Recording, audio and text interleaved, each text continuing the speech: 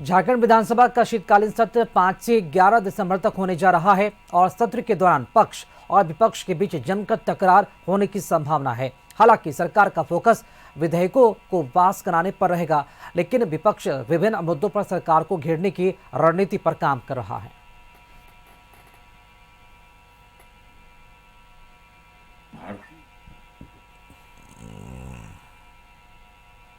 ये बोले कि हमने तैयारी कर ली है, घेर दूंगा। कैसी घेराबंदी है भाई? घिरे तो आप हैं, सरकार क्या घिरेगी? जनहित की बात करने वाली सरकार और सेवा को राजनीति को सेवा का माध्यम मानने वाली हमारी पार्टी, हमारी सरकार को क्या घेरेंगे आप? झारखंड और झारखंडी विषयों पर हम प्रतिबद्ध हैं।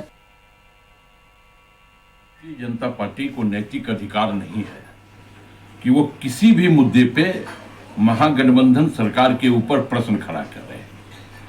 प्रत्येक वर्ष 2 करोड़ युवाओं को रोजगार देने का वादा करने वाली भारतीय जनता पार्टी जब इस राज्य के युवाओं को इस राज्य में नौकरी हम दे रहे हैं तो ये प्रश्न खड़ा कर रही है।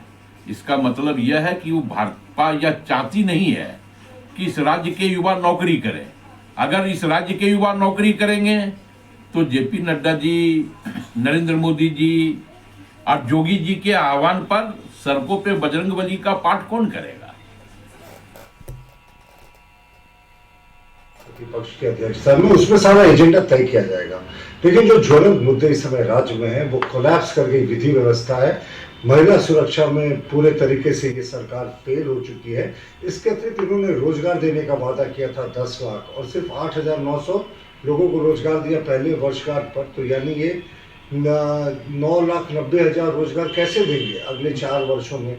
तो सरकार हर एक मोर्चे पर फेल रही है और अभी तक स्थानीय नीति नहीं बनी है। और जिस तरीके से सीजीएल परीक्षा में घपला हुआ और संस्थागत रूप ले लिया है भ्रष्टाचार में सरकार के कार्यकाल में, ये सारे मुद्दों पे चर्चा होने की संभावना है। बहरहाल अंतिम फैसला जो है वो विधायक दल की बैठक में होगा।